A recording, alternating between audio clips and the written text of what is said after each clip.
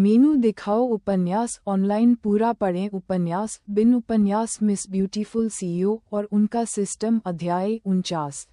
Dennis सरल नहीं थी मिस ब्यूटीफुल सीईओ और उनका सिस्टम। C49 डेनिस सरल नहीं थी।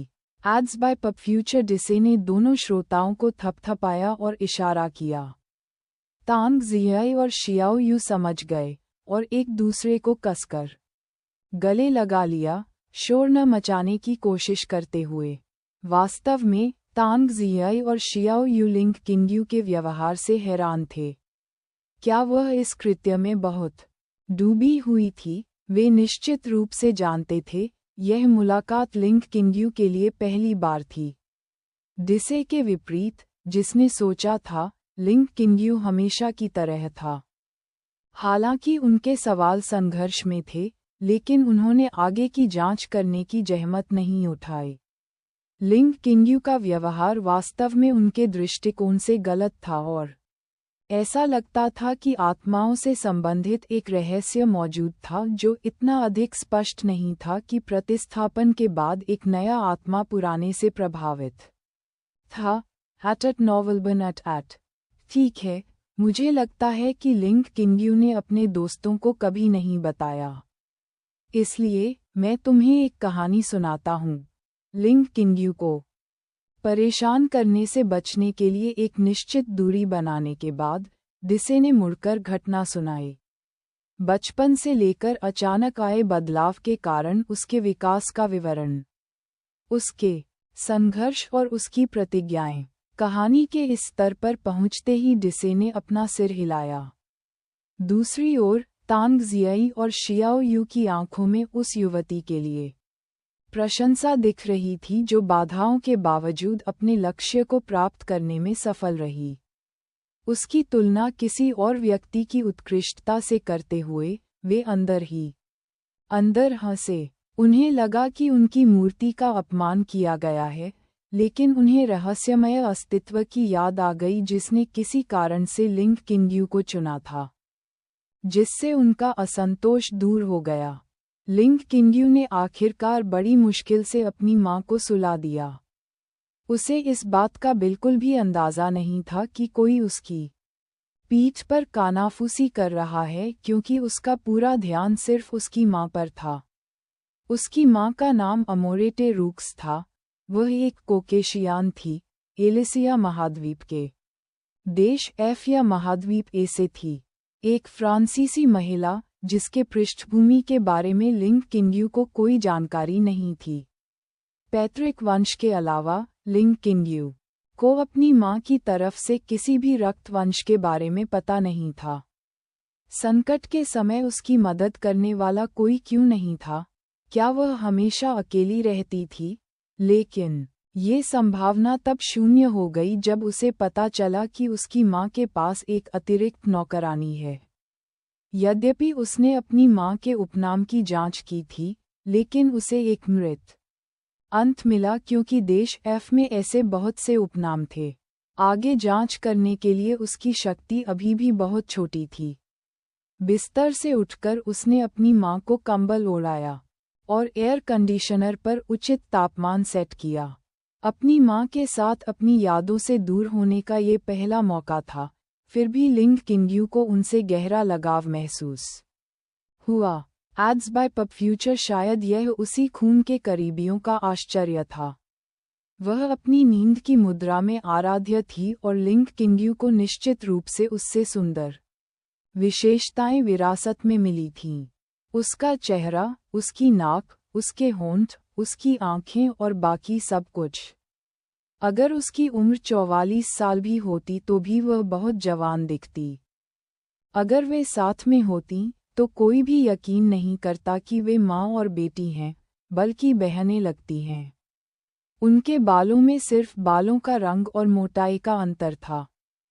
उसके बाल बहुत लंबे सुनहरे थे। उसका मोटा कद लिंग किंग्यू से ज्यादा था, लेकिन उसकी खूबसूरती में कोई कमी नहीं आई, जबकि लिंग किंग्यू का कद थोड़ा छोटा था और उसकी लंबाई लिंग किंग्यू से थोड़ी कम थी। लिंग किंग्यू वहां से चली गई और अपनी माँ के सिर पर धीरे से अपनी उंगली से कंघी की। वह दूर चली गई और अपनी माँ की पेंटिंग्स का अध्ययन करने लगी। उसे नहीं पता था कि उसकी माँ क्या बनाती थी, लेकिन फिर भी उसे अपनी माँ पर गर्व था। लिंग किंग्यू की कलात्मकता कहीं नहीं थी, यहाँ तक कि वह किसी भी श्रेणी में अंक भी नहीं प्राप्त कर पाए। उसे ये याद करके मुस्कुराहट आ गई कि उसकी माँ उसे कला में उसकी प्रतिभा पर असहाय होकर डांटती थी, न पहले न अब। सबसे अच्छी चीज जो वह चित्रित कर सकती थी, वह थी बालों वाली छड़ी की मूर्ति। लिंग किंग्यू ने हंसते हुए कहा और कमरे में घूमते हुए आगे बढ़ गया। अपनी माँ की प्रत्येक संपत्ति, जैसे पेंटिंग और मिट्टी के बर्तन, की जांच करते हुए लिंग किंग्यू प्रत्येक कलाकृति की विशाल संपत्ति को देखकर दंग रह गई। उदाहरण के लिए, उन सजाए गए फूलदानों और चायदानियों की कीमत बहुत ज्यादा थी। लिंग किंग्यू को वे चमत्कारी और भव्य लगे। जैसे जैसे उसने और अधिक गौर किया, लिंग किंग्यू को अपने पिता से अलग होने से पहले अपनी माँ की वित्तीय संपत्ति याद आ गई। हालांकि तीनों, माँ और बेटी और डिसे, अमीर नहीं थे, लेकिन उनके पास कोई कमी नहीं थी। लेकिन वे अतीत में बहुत ज्यादा खर्च नहीं कर सकते थे, और तीनों ने पैतृक पक्ष से किसी भी तरह की वित्तीय सहायता लेने से इनकार कर दिया। उस अलगाव के बाद उसकी माँ को मानसिक बीमारी हो गई, प्यार से ठेस पहुंची, यहाँ तक कि मनोवैज्ञानिक ने भी उसके उपचार के बारे में सिर हिला दिया। एड्स बाय पब फ्यूचर जब तक वह खुद वापस आने की इच्छा न करे, कोई कुछ नहीं कर सकता। यह विशेषज्ञ के शब्द थे। अपनी माँ के कमरे से बाहर निकलकर लिंग किंग्यू उसके कमरे की ओर बढ़ी। यहाँ सब कुछ व्यवस्थित था, गंदगी से मुक्त और व्यवस्थित था। डिसे नियमित रूप से अपने कमरे की देखभाल करती थी। वैसे भी, इनमें से ज्यादातर काम वह खुद ही संभालती थी। हालांकि डिसे हमेशा कहती थी कि वह एक नौकरानी है, लेकिन लिंग किंग्यू को इस बात पर यकीन करना मुश्किल था, क्योंकि उसकी मदद के बिना लिंग किंग्यू कभी भी फैशन व्यवसाय में समृद्ध नहीं हो पाता। उसका कनेक्शन उसकी अपार मदद थी। उसकी कंपनी में डिजाइनर उसकी वजह से ही भर्ती हुए थे। लिंग किंग्यू ने यह मानने से इनकार कर दिया कि एक साधारण नौकरानी का फैशन और डिजाइन के क्षेत्र में इतना मजबूत नेटवर्क हो सकता है। लेकिन अभी यह बात मायने नहीं रखती थी, क्योंकि डाइस की सफाई पूरी होने के बावजूद उसने उन चीज़ों को नहीं छुआ जिन्हें वह बहुत ज़रूरी समझती थी। उसकी मेज़ पर एक व्यवस्थित गंदगी थी जहां वह आमतौर पर काम करती थी। डेस्क पर डेटा, टेबल, ग्राफ और चार्ट सभी कागज पर छपे हुए थे। कोई भी अनजान व्यक्ति उसके काम को समझ नहीं सकता था। लिंग किंग्यू ने उन्हें एक एक करके देखा और गड़बड़ियों को सुलझाया।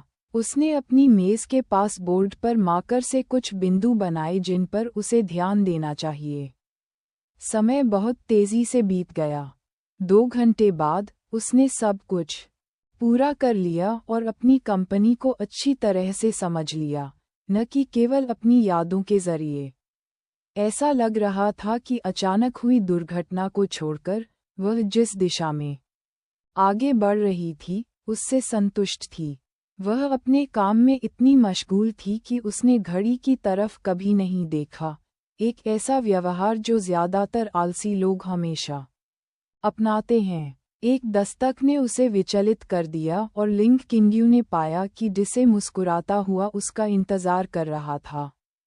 युवा महिला, आपको अपने आराम पर भी ध्यान देना चाहिए। आपकी चोट ठीक हो गई है, डिसे ने उसे डांटा और लिंग किंग्यू ने उसकी गर्दन के पीछे खरोंच दिया।